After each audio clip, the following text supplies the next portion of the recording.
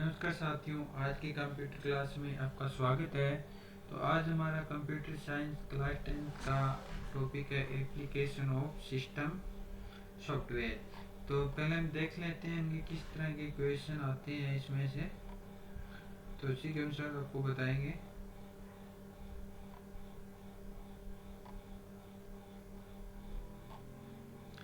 उनके open source के फायदे नुकसान सभी के बारे में जानकारी करेंगे। ये बहुत अच्छा चैप्टर है।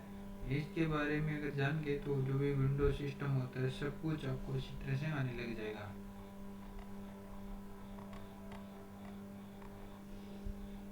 ठीक है, छोटे वाले प्रश्न में देखेंगे।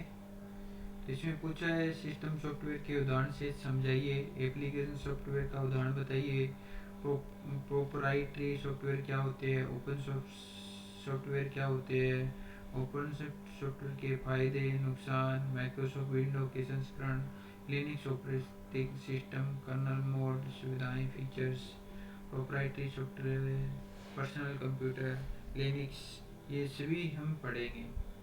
तो चलते हैं हम सिस्टम सॉफ्टवेयर और सॉफ्टवेयर के बारे में पढ़ते हैं शुरू में जाके।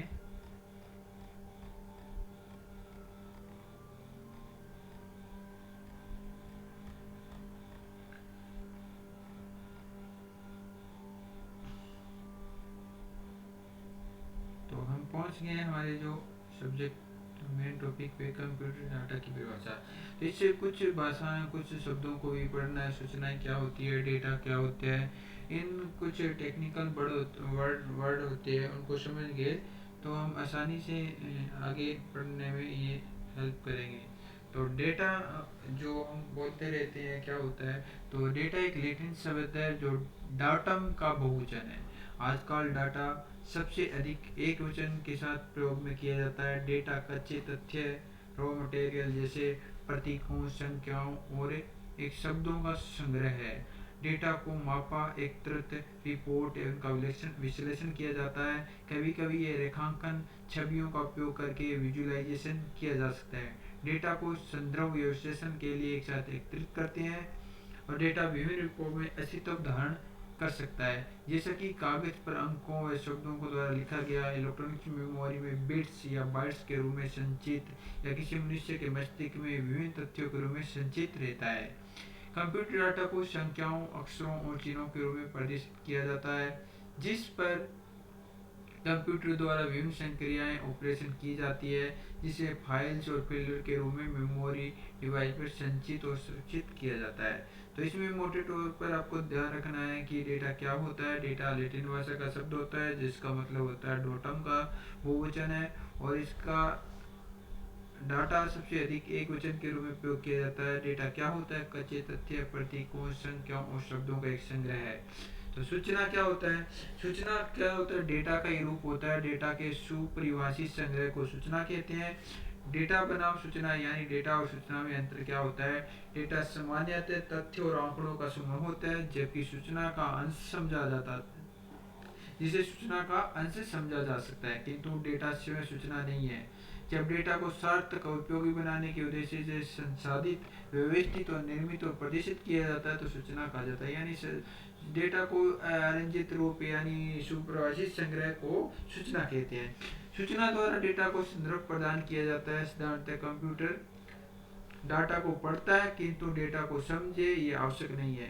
तो विभिन्न सूत्रों, प्रोग्रामिंग स्क्रिप्ट और सॉफ्टवेयर के द्वारा एक कंप्यूटर को ऐसी सूचनाओं में परिवर्तित करता है जिसे मनुष्य समझ पाए। तो डेटा सूचनाओं के अंतर को निम्नलिखित उदाहरण से समझा जा सकता है। तो डेटा का उदाहरण एक है, क्या है, ये डेटा दिखाया गया अव्यवस्थित रूप दिखाया गया है, जैसे रमेश कुमार 775 विजय सर्किल GOCRJ 342001। तो सूचना का उदाहरण इसको व्यवस्थित रूप से या सुप्रसिद्ध संग्रह के रूप में दिखाएगा। रमेश कुमार 775 विजय वृत्त, जोधपुर से राजस्थान 342001। यानी जो भी हम देंगे, कुछ भी डेटा लिख सकते हैं, उसको अरेंज करना सूचना के अनुसार होता है। ठीक है, तो उपरोक्त उदाहरण से समझते हैं कि डेटा को देखा जाए तो कुछ स्पष्ट नहीं हो पाएगा, किंतु वास्तविकता में किसी को समझने योग्य नहीं है। इसलिए जब डेटा को जब पढ़ने योग्य शब्दों को इसे प्रारूप में लिखा जाता है तो वह उपयोगी बन जाता है। इसी कोई भी रमेश कुमार सिर्फ सूचना के रूप में समझा जा सकता है और डेटा को सुविशिष्ट व्यवस्था को सूचना कहा जाता है। तो इसके बाद में कंप्यूटर निर्देश आते हैं, इंस्ट्रक्शन कहते हैं, और सूचनाओं के समूह को क्या कहते हैं, निर्देश कहा जाता है। डेटा अव्यवस्थित रूप होता है और जब व्यवस्थित रूप बन जाता है तो वो सूचना बन जाता है और सूचनाओं की समूह को निर्देश कहा जाता है। सामान्य शब्दों में एक इस आदेश या दिशा निर्देश के रूप में जाना जाता है। कंप्यूटर प्रोग्राम के द्वारा कंप्यूटर के प्रोसेसर को दी गई सूचना के समय को कंप्यूटर निर्देश कहते हैं। न्यूनतम स्तर पर निर्देश बाइनरी रूप से होता है, अर्थात कंप्यूटर निर्देश 0 और 1 के रूप में सुव्यवस्थित क्रम में होता है। कंप्यूटर के द्वारा की जाने वाली भौतिक क्रिया को बताता है। इसे जोड़ना निर्देश प्रकार के विशेष पर निर्भर करता है। उच्च स्तर पर प्रत्येक निर्देश इंग्लिश भाषा में लिखे हुए निर्देशों के समान किसी उच्च स्तरीय प्रोग्रामिंग भाषा में लिखे जाते हैं। किस में लिखे जाते हैं? उच्च स्तरीय भाषा में। निर्देशों के आकार और लंबाई कंप्यूटर सिस्टम के प्रकार के अनुसार भिन्न भिन्न होती है। उदाहरण के लिए a बराबर 3, b बराबर 4, तो c बराबर क्या होगा, a प्लस b। उसके बाद में निर्देश आ गया। निर्देश को समझेंगे, निर्देश को समझ लिया, अब कंप्यूटर प्रोग्राम हो गया। जब निर्देशों की सुपरिभाषित समुच्चय को एक प्रोग्राम कहते हैं। हम डेटा से चले थे, अव्यवस्थित डेटा हो गया, उसको व्यवस्थित कर दिया तो सूचना बन गया, और सूचना को समय को एक निर्देश बना दिया, और निर्देशों के सुपरिभाषित समय को क्या कह दिया, प्रोग्राम कर दिया। तो इसलिए हमें जो हर बातें एक दूसरे जुड़ी हुई है, जिन्हें हम छोटी सी बात से लेके चले थे और बड़ी बात पे आ गए हैं। इस तरह हम सॉफ्टवेयर की तरफ पहुंचेंगे। तो निर्देशों के सुपरिभाषित समुच्चय को एक प्रोग्राम यानी कंप्यूटर प्रोग्राम कहते हैं।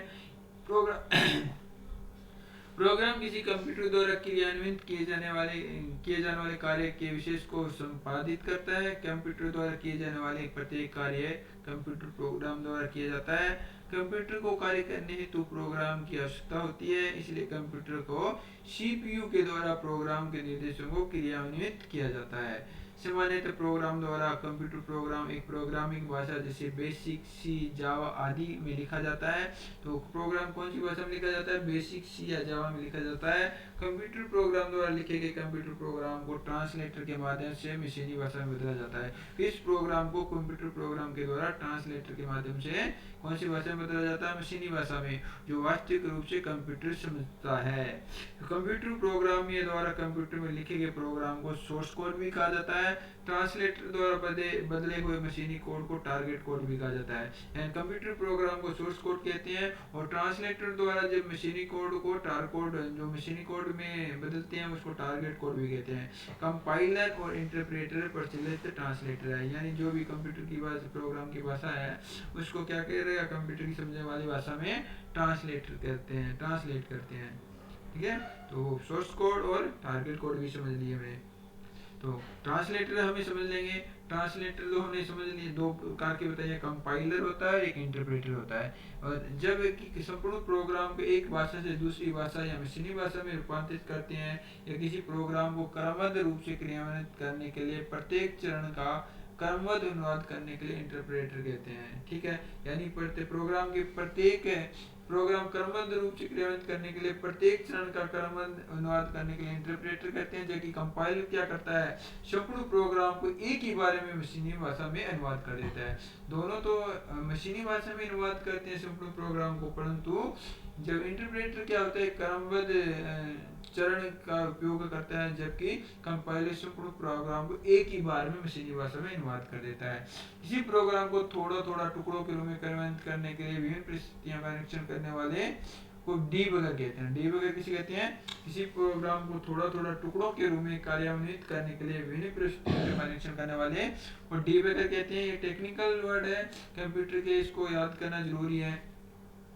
यह डीबगर प्रोग्राम की किसी प्रोग्राम को क्रियान्वयन को सही और गलत जांचने के शो करता है। तो क्या करता है, ये प्रोग्राम के क्रियान्वयन को सही और गलत जांचने में शो करता है। कौन? डीबगर।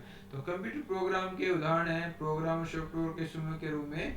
तो इसके लिए हम देखते हैं कौन कौन से उदाहरण है जो प्रोग्राम सॉफ्टवेयर के समूह में है। वेब ब्राउजर जैसे मोजिला फायरफॉक्स हो गया, इंटरनेट एक्सप्लोरर हो गया, गूगल क्रोम हो गया। आजकल इंटरनेट एक्सप्लोरर बंद हो गया है, इसकी जगह में क्या आ गया है, माइक्रोसॉफ्ट एज आ गया है। ठीक है, इसके अलावा गूगल क्रोम और द्वारा इंटरनेट पर वेब पेजों को देख सकते हैं। किसी ओपी स्वीट द्वारा डॉक्यूमेंट्स या स्प्रेडशीट को बनाया लिखा जा सकता है। वीडियो गेम्स भी एक प्रकार के कंप्यूटर प्रोग्राम ही है। तो कंप्यूटर प्रोग्राम मैंने समझ लिया, कंप्यूटर प्रोग्राम को ही क्या कहते हैं, सॉफ्टवेयर कहते हैं। कंप्यूटर प्रोग्राम को हार्ड कंप्यूटर की हार्ड ड्राइव मेमोरी पर एक फाइल के रूप में संचित किया जा सकता है। किसी यूजर के द्वारा प्रोग्राम को रन किए जाने पर फाइल कंप्यूटर द्वारा पढ़ी जाती है। फाइल प्रोसेसर द्वारा इस फाइल में लिखे हुए डेटा को निर्देशों की सूची के रूप में पढ़ा जाता है। तत्पश्चात प्रोग्राम के अनुसार कंप्यूटर कार्य करता है। कुछ प्रोग्राम कंप्यूटर और कंप्यूटर यूजर को हानि पहुंचाने के उद्देश्य से भी लिखे जाते हैं, जैसे मालवेयर। तो हमने जो वायरस वाले चैप्टर में इसके बारे में पढ़ा था। तो मॉलवेयर प्रोग्राम क्या होता है, कंप्यूटर हैकर द्वारा लिखी जाती है जिनका उद्देश्य कंप्यूटर और कंप्यूटर यूजर के द्वारा नुकसान हानि पहुंचाना होता है। तो मॉलवेयर क्या होता है, दुर्भावनापूर्ण सॉफ्टवेयर होते हैं, प्रोग्राम होती है जो क्या करते हैं, कंप्यूटर यूजर को नुकसान पहुंचाने के लिए यूज में लेते हैं। और स्पाईवेयर कंप्यूटर की से सूचनाएं चुराई जाती है, ये दुर्भावनापूर्ण बनाया हुआ प्रोग्राम होता है। कुछ प्रोग्राम हार्ड डिस्क पर स्थित डेटा को नष्ट करने के लिए प्रयास करते हैं। कुछ अन्य प्रोग्राम उपयोगकर्ता को ऐसी वेबसाइट पर ले जाते हैं जहां वस्तु बेचने का प्रस्ताव देती है। कुछ प्रोग्राम कंप्यूटर वायरस होते हैं जो अवांछित कार्य को शुरुआत करके वांछित कार्य को प्रारंभ करने से रोकते हैं। तो एंटीवायरस प्रोग्राम की सहायता से कंप्यूटर के वायरस को रोका जाता है और कंप्यूटर के साथ विभिन्न प्रोग्राम उपलब्ध कराई जाती है। तो इसके बारे में पढ़ा था, मेल वायरस, स्पाईवेयर और वायरस और एंटीवायरस के बारे में, जिनका मुख्य उद्देश्य यूजर को कार्य करने और सिस्टम के प्रदर्शन को सुधारने में सहायता प्रदान करता है। प्रोग्राम के सिस्टम को ऑपरेटिंग सिस्टम कहा जाता है जो कंप्यूटर को उपयोग में लेने हेतु हार्डवेयर के ही समान महत्वपूर्ण होता है। तो ऑपरेटिंग सिस्टम नहीं समझ लिया। और इसके बारे में पढ़ते हैं सॉफ्टवेयर। तो सॉफ्टवेयर जैसे हमने डेटा से चले थे छोटी सी टर्म के रूप में, अभी हम पहुंच गए सॉफ्टवेयर। तो सॉफ्टवेयर दो प्रमुख भाग होते हैं, हार्डवेयर और सॉफ्टवेयर। समस्त गणनाएं हार्डवेयर द्वारा की जाती हैं और सॉफ्टवेयर द्वारा हार्डवेयर को निर्देशित किया जाता है कि क्या करना और कैसे करना है। कंप्यूटर हार्डवेयर को सफलतापूर्वक काम में लेने तो जरूरी है सॉफ्टवेयर की आवश्यकता। तो आसानी से काम करने के लिए कंप्यूटर हार्डवेयर को सॉफ्टवेयर की आवश्यकता होती है, इसके बिना कंप्यूटर अनुपयोगी है। सर्वप्रथम एलन ट्यूरिंग द्वारा सॉफ्टवेयर शब्द का प्रयोग किया गया था। पूछ ले सॉफ्टवेयर शब्द का प्रयोग कब किया, किसने किया था, एलन ट्यूरिंग ने। तो कंप्यूटर विज्ञान और सॉफ्टवेयर अभियांत्रिकी में विभिन्न कंप्यूटर प्रोग्राम और शब्दित लाइब्रेरी और डेटा के समूह को सॉफ्टवेयर कहा जाता है। तो कंप्यूटर विज्ञान सॉफ्टवेयर अभियांत्रिकी में विभिन्न कंप्यूटर प्रोग्राम और संबंधित लाइब्रेरी या डेटा के समूह को क्या कहते हैं, सॉफ्टवेयर कहते हैं। और सॉफ्टवेयर शब्द का सबसे पहले प्रयोग किसने किया, एलन ट्यूरिंग ने। सॉफ्टवेयर बिना कंप्यूटर धातु के, यानी सॉफ्टवेयर के बिना कंप्यूटर धातु का एक क्या है, डिब्बा मात्र है।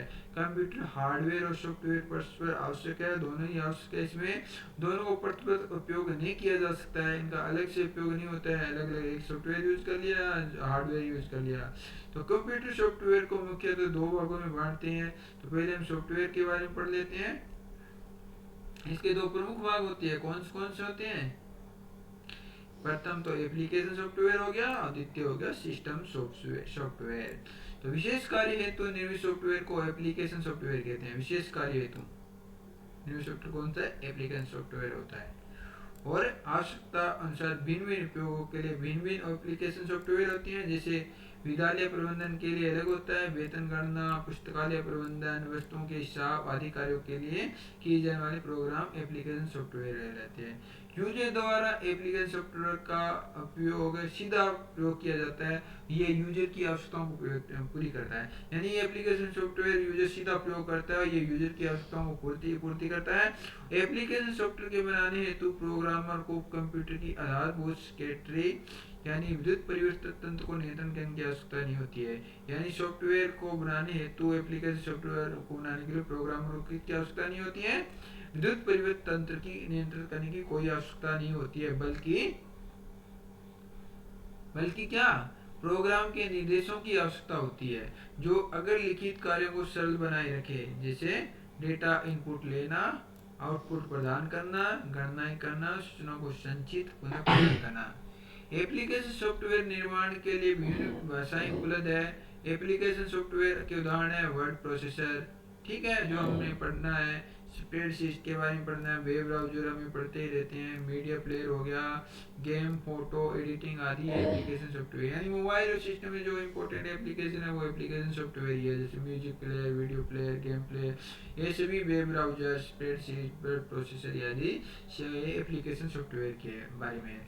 तो हम दूसरा हमारा टॉपिक है सिस्टम सॉफ्टवेयर।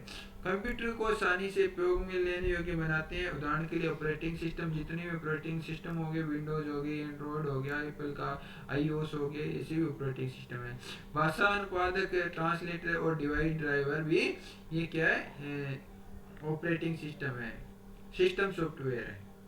यूजर અને सॉफ्टवेयर की आधारभूत क्रियान्वयनता प्रदान करने और एप्लीकेशन सॉफ्टवेयर की क्रियाशीलता रन करने के लिए आधार प्रदान करने हेतु सिस्टम सॉफ्टवेयर हार्डवेयर को सीधा ही नियंत्रण करता है। यानी एप्लीकेशन सॉफ्टवेयर को चलाने के लिए हमारे सिस्टम में सिस्टम सॉफ्टवेयर होना चाहिए, वो क्योंकि ये आधार प्रदान करता है, जैसे सिस्टम सॉफ्टवेयर कंप्यूटर हार्डवेयर को सीधा नियंत्रण करता है और सिस्टम सॉफ्टवेयर क्या करता है, हार्डवेयर को सीधा नियंत्रण करता है। सिस्टम सॉफ्टवेयर को बनाने हेतु प्रोग्राम को कंप्यूटर की सेक्रेटरी को यानी विद्युत परिपथ यंत्र को नियंत्रण करना जरूरी होता है, उसमें एप्लीकेशन में जरूरी नहीं होता है। तो सी एंड सी प्लस भाषा को सिस्टम सॉफ्टवेयर के बनाने हेतु काम में लिया जाता है। सिस्टम सॉफ्टवेयर को निम्न भागों में बांटा जाता है। ऑपरेटिंग सिस्टम जो आजकल हम यूज करते हैं सभी, डिवाइस ड्राइवर भी यूटिलिटी होता है, एक अनुवादक होता है जैसे कंपाइलर और इंटरप्रेटर। तो ऑपरेटिंग सिस्टम पहले पढ़ते हैं। ऑपरेटिंग सिस्टम एक प्रकार का सिस्टम सॉफ्टवेयर ही होता है जिसका मुख्य कार्य कंप्यूटर हार्डवेयर को नियंत्रित करना और व्यवस्थित करना होता है, जिसमें मेमोरी, प्रोसेसर, इनपुट आउटपुट संबंधित कार्य आदि ये कार्य अपरिहार्य है और सॉफ्टवेयर का समूह है जिन संसाधनों का प्रबंधन करता है। अन्य सॉफ्टवेयर के सामान्य सेवाएं प्रदान करता है। क्या करता है, अन्य सॉफ्टवेयर को सामान्य सेवाएं प्रदान करता है, जैसे कोई भी वीडियो प्लेयर हो गया, गेम प्लेयर हो गया। डिवाइस ड्राइवर एक छोटा सा सिस्टम सॉफ्टवेयर होता है जो कि कंप्यूटर से जुड़ी डिवाइसेस को नियंत्रित करने के लिए काम में आता है। तो प्रत्येक डिवाइस को न्यूनतम एक समतुल्य डिवाइस ड्राइवर की आवश्यकता होती है और यदि कंप्यूटर को प्रिंटर से जोड़ना है तो उसके लिए प्रिंटर के ड्राइवर की सॉफ्टवेयर की जरूरत होती है। म्यूजिक चलाना है तो music driver, printer, video player आपके सिस्टम में होना चाहिए, ठीक है, क्योंकि अगर प्रिंटर का दौरान है तो कंप्यूटर प्रिंटर के मध्य संपर्क स्थापित करता है। यूटिलिटीज क्या होती है, तो एक प्रकार का कंप्यूटर प्रोग्राम है यूजर के द्वारा कंप्यूटर के रख रखाव के लिए बनाया जाता है, ठीक है। नेक्स्ट हमारा है अनुवादक, कंपाइलर और इंटरप्रेटर। अधिकांश प्रोग्राम और सॉफ्टवेयर की ऐसी उच्च स्तरीय भाषा में बनाए जाते हैं जो कि प्राकृतिक भाषा में समानता रखते हैं, ठीक है, ताकि प्रोग्रामर सरलता दक्षता पूर्वक सॉफ्टवेयर बनाया जा सके। कंपाइलर और इंटरप्रेटर की सहायता से हाई लेवल लैंग्वेज है ना से बने प्रोग्राम को मशीनी भाषा में बदला जाता है, जो उच्च स्तरीय भाषा के जो प्रोग्राम है मशीनी भाषा में बनाने के लिए, ठीक है। ये प्रोग्राम उपस्थित त्रुटियों की सूची भी बता देते हैं, जिससे प्रोग्रामर उन त्रुटियों को सुधार लिया, गलतियां हुई है, त्रुटियां हुई है, उनकी सूची भी बना के बताते हैं कि प्रोग्राम को सुधार सके। तो एप्लीकेशन सिस्टम सॉफ्टवेयर के उदाहरण और उपयोग देखते हैं।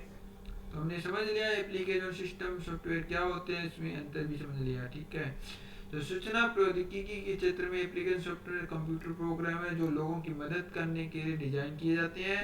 एप्लीकेशन सॉफ्टवेयर एक यूटिलिटी जो रख रखाव और सामान्य काम करता है। प्रोग्रामिंग टूल जैसे कंप्यूटर प्रोग्राम बनाया जाएगा जो कि ऑपरेटिंग सिस्टम जो कंप्यूटर चलाता है से अलग है।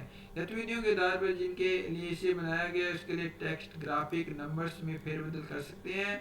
कुछ एप्लीकेशन सॉफ्टवेयर एकल कार्य करते हैं जैसे वर्ड प्रोसेसर होता है, दूसरे एकीकृत सॉफ्टवेयर होते हैं जो कई एप्लीकेशन को शामिल करते हैं। इसके अलावा दूसरे एकीकृत सॉफ्टवेयर होते हैं वो क्या करते हैं, कई एप्लीकेशन को शामिल करते हैं। तो एप्लीकेशन सॉफ्टवेयर साधारण एप्लीकेशन एंड यूजर प्रोग्राम होता है। क्या होता है, एंड यूजर प्रोग्राम होती है क्योंकि ये उपयोगकर्ता के कार्य को पूर्ण करने में सक्षम है।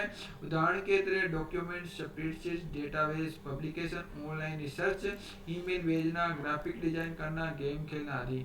एप्लीकेशन सॉफ्टवेयर निश्चित कार्य करने के लिए बनाया जाता है। उदाहरण के तौर पर कैलकुलेटर का एप्लीकेशन जितना सरल और वर्ड प्रोसेसर एप्लीकेशन कितने जटिल हो सकते हैं। ये जैसे कैलकुलेटर भी एप्लीकेशन का उदाहरण है, छोटा सा सरल होता है उतना ही एक, वहाँ तक वर्ड प्रोसेसर भी एक एप्लीकेशन का उदाहरण है वो जटिल है, उतना ही जटिल है। और जब आप कोई दस्तावेज बनाना शुरू करते हैं तो वर्ड प्रोसेसर में मार्जिन, फॉन्ट स्टाइल, साइज और लाइन स्पेसिंग पहले से निश्चित करते हैं। उपयोगकर्ता चाहे इन सबको अपने कार्य के अनुरूप बदल सकता है। उदाहरण के तौर पर वर्ड प्रोसेसर एप्लीकेशन में आसानी से कलर कर सकते हैं, एप्लीकेशन को अपनी आवश्यकता के अनुसार जोड़ या मोड़ सकते हैं, हटा सकते हैं। सिस्टम सॉफ्टवेयर के प्रोग्राम सीधे कंप्यूटर हार्डवेयर से जुड़े होते हैं। सिस्टम सॉफ्टवेयर ये तो हमने पढ़ दिया एप्लीकेशन। और सिस्टम सॉफ्टवेयर के उदाहरण हम समझेंगे। सिस्टम क्या कुछ है, हार्डवेयर से जुड़े होते हैं और एप्लीकेशन ये यूजर से जुड़े होते हैं। ठीक है, तो सिस्टम सॉफ्टवेयर सीधे हार्डवेयर से जुड़े होते हैं और कंप्यूटर हार्डवेयर को नियंत्रण करने उनके उपयोग के साथ जुड़े होते रहते हैं। उदाहरण के तौर पर device driver, operating system, server, utility और विंडो सिस्टम शामिल है। सिस्टम सॉफ्टवेयर क्या होता है, स्वतंत्र हार्डवेयर उपकरणों के प्रबंधन के लिए जिम्मेदार होती है ताकि एक साथ सौहार्दपूर्वक काम कर सके। यह प्रोग्राम के निष्पादन को नियंत्रित कंप्यूटर के स्टोरेज या प्रसंस्करण यानी प्रोसेसिंग रिसोर्स का प्रबंधन, अन्य निगरानी और प्रबंधन का निष्पादन करना। तो हमने समझ लिए एप्लीकेशन सिस्टम सॉफ्टवेयर के उदाहरण और उपयोग। ठीक है, अब आते हैं प्रोप्राइटरी सॉफ्टवेयर यानी ओपन सोर्स सॉफ्टवेयर। दो तरह के सॉफ्टवेयर हम पढ़ेंगे, प्रोप्राइटरी क्या होती है, ओपन सोर्स क्या होते हैं। ठीक है, प्रोप्राइटरी यानी मालिकाना संपत्ति वाले सॉफ्टवेयर। ठीक है, क्या मालिकाना संपत्ति, ये लैटिन भाषा का शब्द है प्रोप्राइट से लिया गया। ठीक है, प्रोप्राइटरी सॉफ्टवेयर एक कंप्यूटर सॉफ्टवेयर जिसके तहत कॉपीराइट धारक को विशेष कानूनी अधिकार के तहत लाइसेंस प्रदान करता है। एक व्यक्ति यानी इसमें लाइसेंस दिया जाता है। ये व्यक्ति या फर्म आमतौर पर जिन्हें प्रोप्राइटरी सॉफ्टवेयर बनाया है मौजूदा नहीं पूर्ण कम काम लेकिन ये सॉफ्टवेयर को विकसित करने का अधिकार होता है। इसका उपयोग लगभग हमेशा ही प्रतिबंधित रहता है।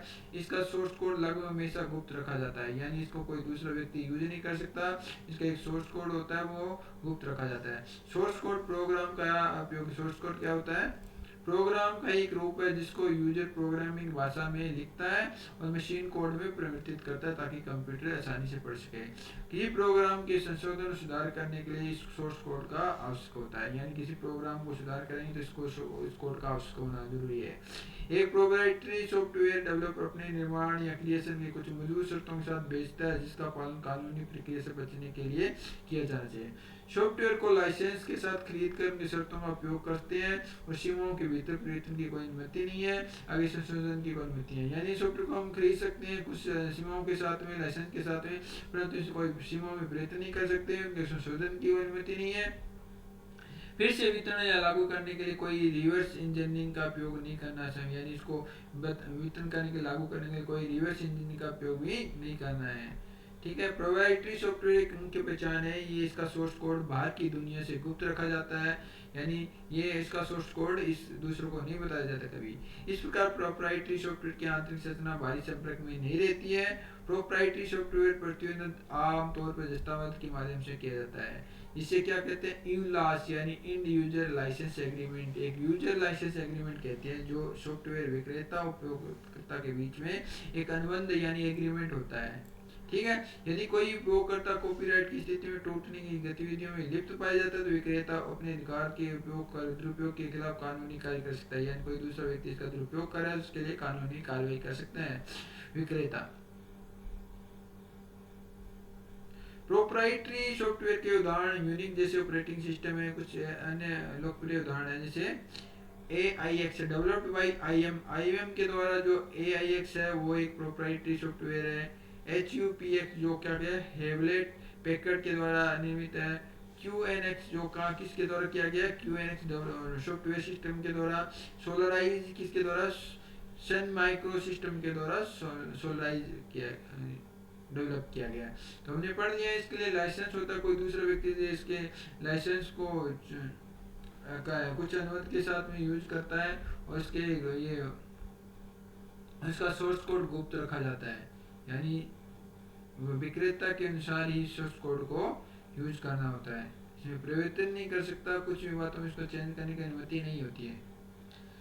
तो ओपन सोर्स सॉफ्टवेयर का उल्टा है सॉफ्टवेयर जिनका सोर्स कोड प्रकाशित जनता को उपलब्ध कराया जाता है। सोर्स कोड को प्रकाशित भी किया जाता है और जनता को भी उपलब्ध भी कराया जाता है। बिना रॉयल्टी और फीस के भुगतान से कोड कॉपी संशोधित और फिर से प्रयुक्त किया जा सकता है, यानी इसके लिए कोई भुगतान नहीं करना पड़ता। ये सोर्स कोड कॉपी और इसमें संशोधित कर सकते हैं और वितरित भी कर सकते हैं। ओपन सोर्स कोड समुदायों के लोगों के माध्यम से विकसित किया जाता है। समुदाय व्यक्ति प्रोग्रामर उपयोगकर्ता बड़ी कंपनियों में से हो सकता है। ओपन सोर्स कुछ उदाहरण है जैसे लिनक्स हो गया, एक्लिप्स हो गया, अपाचे हो गया, मोजिला हो गया, ये सभी क्या है ओपन सोर्स सॉफ्टवेयर है। लाइसेंस आमतौर पर उपयोगकर्ता को इसका उपयोग बदलने के लिए, सॉफ्टवेयर में सुधार करने के लिए, फिर से वितरण करने के लिए अनुमति देता है। यानी इसको हम बदल भी कर सकते हैं, उसमें सुधार भी कर सकते हैं और इसको अपडेट भी कर सकते हैं। ओपन सोर्स सॉफ्टवेयर वे सॉफ्टवेयर जिनका लाइसेंस आश्वस्त रहता है। ओपन सोर्स एंड को कोड को संशोधित करने और काम में लेने के लिए और इसका फिर से वितरण सॉफ्टवेयर का पुनः उपयोग करने के लिए या किसी भी तरह से आप चाहे सॉफ्टवेयर का उपयोग करने से स्वतंत्रता के लिए, लेकिन कुछ परिस्थितियों में ही। और उसकी नींव क्या है? ओपन सोर्स सॉफ्टवेयर की नींव। ये ओपन सोर्स सॉफ्टवेयर क्यों कहलाते हैं? ओपन सोर्स के लिए खुला है और सोर्स कोड स्वतंत्र रूप से साझा किया जाता है। शब्द ओपन सोर्स कोड प्रोग्राम को संतृप्त करता है। ओपन सोर्स कोड को लोग संशोधित और साझा कर सकते हैं क्योंकि इसकी डिजाइन पब्लिकली उपलब्ध होती है। यह सब सॉफ्टवेयर के विकास के संदर्भ में कंप्यूटर प्रोग्राम के निर्माण के लिए विशेष रूप से केंद्रित है। ओपन सोर्स सॉफ्टवेयर ऐसा सॉफ्टवेयर है जिसका सोर्स कोड कोई भी निरीक्षण या संशोधित उसे बढ़ा सकता है। सोर्स कोड कंप्यूटर का वह हिस्सा जो अधिकांश उपयोगकर्ता को दिखाई नहीं देता है। कोड सॉफ्टवेयर का एक टुकड़ा है जिसका कंप्यूटर प्रोग्राम या एप्लीकेशन के को काम करने के लिए कैसे बदल सकते हैं। प्रोग्रामर जिसके पास कंप्यूटर प्रोग्राम का सोर्स कोड उपलब्ध होता है वे उस प्रोग्राम की सुविधाओं को जोड़ने के लिए उसका जो भी पार्ट सही ढंग से काम नहीं कर रहा है उसका सोर्स कोड में सुधार करके फिक्स कर सकता है। ओपन सोर्स कोड का मतलब निःशुल्क से नहीं है। ओपन सोर्स सॉफ्टवेयर बनाने के लिए एवं योगदान के लिए प्रोग्राम पैसे चार्ज कर सकता है। ओपन सोर्स टेक्नोलॉजी प्रोग्राम और नॉन प्रोग्राम दोनों के लिए लाभकारी है। पूर्व के खोजकर्ताओं ने इंटरनेट को ओपन सोर्स टेक्नोलॉजी का प्रयोग करके बनाया और आज प्रत्येक इंटरनेट उपयोगकर्ता ओपन सोर्स सॉफ्टवेयर को लाभान्वित कर रहा है। ओपन सोर्स सॉफ्टवेयर के शक्तिशाली प्रभाव है पुनः प्रयोग को प्रकाशित करना, इनोवेशन सक्षम बनाना, लचीलापन और आसान एकीकरण। सॉफ्टवेयर की कीमत नहीं के बराबर होना, कोई विक्रेता या सेवा अधिकारी नहीं होना, इसका दोनों सुरक्षा कमजोरियों को छिपाने की कोई कारण नहीं है। एकल विक्रेता नहीं है, इसका मतलब समर्थन की विविधता और सेवाओं के विकल्प है। निरंतर प्रतियोगिता, ग्राहकों की जानकारी और प्रवेश के लिए कम बाधाएं भागीदारी को बढ़ावा। हम दोनों को कंपेयर करते हैं प्रोप्राइटरी सॉफ्टवेयर के साथ ओपन सोर्स कंप्यूटर सॉफ्टवेयर। ऐसे सॉफ्टवेयर जिनका सोर्स कोड एक ही व्यक्ति, दल या संगठन जिसने इसने बनाया है नियंत्रित या संशोधित कर सकता है। जो व्यक्ति जिसने बनाया है वो इसको नियंत्रित कर सकता है, संशोधित कर सकता है। इस प्रकार के सॉफ्टवेयर को प्रोप्राइटरी मालिकाना सॉफ्टवेयर यानी क्लोज सोर्स सॉफ्टवेयर कहते हैं। केवल प्रोप्राइटरी सॉफ्टवेयर मूल लेखक की कानूनी तौर पर सॉफ्टवेयर का निरीक्षण करने से बदल सकता है। प्रोप्राइटरी सॉफ्टवेयर का उपयोग करने के लिए कंप्यूटर उपयोगकर्ता को सहमत होना होगा कि सॉफ्टवेयर की कुछ बदलाव सॉफ्टवेयर लेखकों की अनुमति के बिना नहीं होगा। माइक्रोसॉफ्ट ऑफिस और एडोब फोटोशॉप प्रोप्राइटरी सॉफ्टवेयर के उदाहरण हैं, जबकि ओपन सोर्स सॉफ्टवेयर इससे अलग है। इसके लेखक सोर्स कोड को उनके लोगों को उपलब्ध करवाता है जो इस कोड को देखना चाहे, कॉपी करना चाहे, सीखना चाहे या परिवर्तित करना चाहे। यानी इसमें कॉपी भी कर सकते हैं, इसको सीख भी सकते हैं और परिवर्तन भी कर सकते हैं। लिब्रे ऑफिस और GNU image manipulation program open source software के उदाहरण है। जैसा कि प्रोप्राइटरी सॉफ्टवेयर एक के साथ करते हैं तो उपयोगकर्ता को अपने सॉफ्टवेयर का इस्तेमाल करते समय उनके लाइसेंस की शर्तों को स्वीकार करना चाहिए। ओपन सोर्स लाइसेंस को कानूनी शर्तें प्रोप्राइटरी लाइसेंस से प्रभावशाली तरीके से भिन्न होती है। ओपन सोर्स लाइसेंस किसी तरह से लोगों को ओपन सोर्स सॉफ्टवेयर का उपयोग, अध्ययन और संशोधित करने और वितरित कर सकते हैं, वो प्रभावित करता है। सामान्य रूप से ओपन सोर्स लाइसेंस कंप्यूटर उपयोगकर्ता को अनुमति देता है कि ओपन सोर्स सॉफ्टवेयर को जैसा चाहे उपयोग कर सकता है। तो ये हमने ओपन सोर्स और क्लोज सोर्स यानी प्रोप्राइटरी सॉफ्टवेयर के बारे में अंतर के बारे में जानकारी कर ली है। तो हमें उपयोग में क्यों लेना है, उसके कारण क्या है ओपन सोर्स सॉफ्टवेयर का उपयोग में लेने के कारण। तो इसका एक तो कंट्रोल होता है, ज़्यादातर लोग ओपन सोर्स सॉफ्टवेयर उपयोग में लेते हैं क्योंकि इस पर अधिक नियंत्रण होता है, ठीक है। दूसरा होता है प्रशिक्षण। अन्य लोग ओपन सोर्स सॉफ्टवेयर को पसंद करते हैं क्योंकि इसका अच्छा प्रोग्राम बनने में मदद करता है। अच्छा प्रोग्रामर बनना है तो प्रशिक्षण के कारण ही हम ओपन सोर्स सॉफ्टवेयर लेते हैं, ठीक है। सुरक्षा, ये ओपन सोर्स सॉफ्टवेयर का उपयोग में लेते हैं तो प्रोप्राइटरी सॉफ्टवेयर की तुलना में अधिक सुरक्षित और स्थिर है। स्थिरता हमें समझ ली है, ज्यादातर लोग दीर्घकालीन प्रयोजनों के लिए ओपन सोर्स सॉफ्टवेयर को प्रोप्राइटरी सॉफ्टवेयर की तुलना में ज्यादा पसंद करती है। स्थिरता, सुरक्षा और प्रशिक्षण और नियंत्रण के कारण हम ओपन सोर्स सॉफ्टवेयर का उपयोग में लेने का कारण है। तो कुछ फायदे भी है और नुकसान भी है। फायदे क्या है, ओपन सोर्स सॉफ्टवेयर का अधिकरण, विकास और कार्यान्वयन अनुबंध लागत प्रोप्राइटरी सॉफ्टवेयर की तुलना में कम है, यानी इसका प्राइस वगैरह उसका प्रबंधन और इसकी तुलना में कम है। इसलिए ओएसएस की उल्लेखनीय शक्ति बचत है। ओएसएस का उपयोग लाइसेंस विकास दोनों की लागत को बचा सकता है, यानी लाइसेंस के लिए रुपये नहीं देना पड़ता है, उसका विकास करने के लिए दोनों को लागत नहीं देना, लागत विकास में जो लागत हो रही है, खर्चा हो रहा है, उसको वो बचा लेता है। डेटा को ट्रांसफर करना, ओपन सोर्स कोड और खुले डेटा प्रारूप एक ही कदम के साथ इंटर ऑपरेटेबल प्लेटफॉर्म पर डेटा को साझा करने के लिए अधिक से अधिक अवसर है, यानी डेटा को ट्रांसफर एक इम्पोर्टेंट फैक्टर है इसका। पुनः उपयोग के लिए अधिक अवसर होते हैं। व्यापक रूप से ओपन सोर्स सॉफ्टवेयर को इस्तेमाल करने का एक और लाभ इसे सॉफ्टवेयर को आम तौर पर उच्च गुणवत्ता है, त्रुटि बताने और फिक्स करने की तेज क्षमता है। नुकसान भी कुछ, यदि ओपन सोर्स सॉफ्टवेयर कोड व्यापक समुदाय के लिए उपलब्ध कराया जाता है तो ये हैकर समुदाय के लिए खतरा बन जाता है, यानी ये पूरे समुदाय के लिए उपलब्ध होगा तो ये हैकर के लिए खतरा भी होता है समुदाय के लिए। समर्थन, रख रखाव, लोग प्राइमरी पैकेज से अधिक हो सकती है, यानी उसका रख रखाव भी और समर्थन भी प्रोप्राइटरी पैकेज से अधिक होता है। प्रस्तावित आपूर्तिकर्ता के साथ स्वामित्व को कुल लागत का एक पूर्ण आकलन और जोखिम को कम करने में मदद करता है, ठीक है। ओपन सोर्स सॉफ्टवेयर का एकीकरण पहले से मौजूद प्रोप्राइटरी सॉफ्टवेयर के साथ करने के लिए ओपन सोर्स सॉफ्टवेयर को अतिरिक्त विकास की आवश्यकता होती है, और कुछ open source software proprietary software के साथ अच्छी तरह से काम नहीं कर पाते। तो कुछ नुकसान भी है, कुछ फायदे भी है, ठीक है। तो आज का हमारा टॉपिक कंप्लीट हो गया है, क्लास थोड़ी लंबी हो गई है। तो हम नेक्स्ट टॉपिक में पढ़ेंगे ऑपरेटिंग सिस्टम, इसमें क्या क्या आते हैं, माइक्रोसॉफ्ट विंडोज, लिनक्स और ऑफिस। तो हमारी क्लास अच्छी लगी हो तो इसको ज़्यादा से ज़्यादा शेयर कीजिए, लाइक कीजिए, सब्सक्राइब कीजिए। आपका दिन शुभ हो। धन्यवाद।